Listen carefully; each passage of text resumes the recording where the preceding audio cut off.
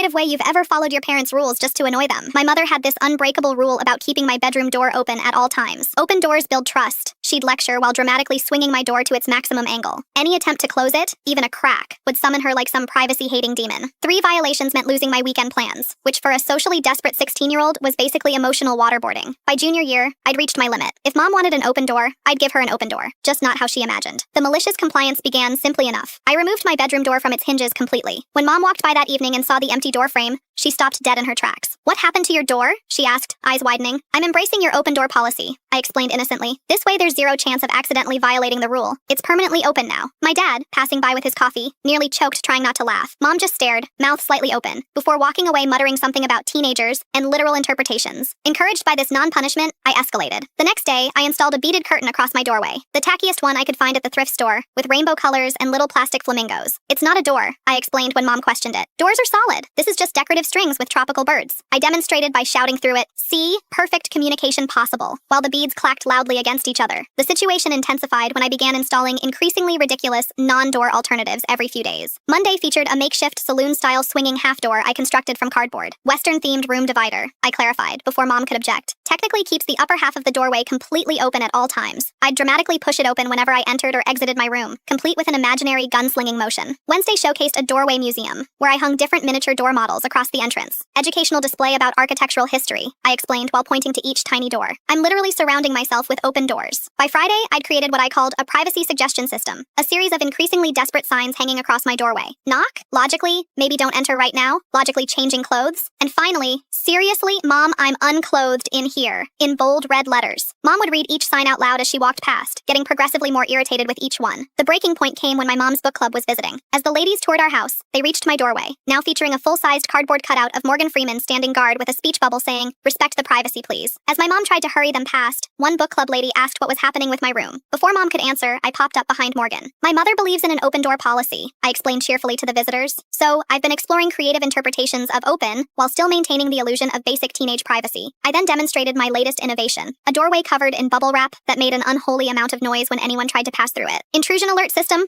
I called it. "Door remains open, but entry is audibly announced." The ladies laughed so hard one of them snorted her tea. My mother's face went through about 17 different emotions before settling on a mix of embarrassment and surrender. That night, she knocked on my doorframe, currently festooned with strips of crepe paper like a car wash. "New rule," she said through gritted teeth. "You may close your actual door when changing clothes or sleeping." Now when mom reminds me about privacy, I just rattle the doorknob and whisper, "Morgan Freeman is disappointed in this policy change."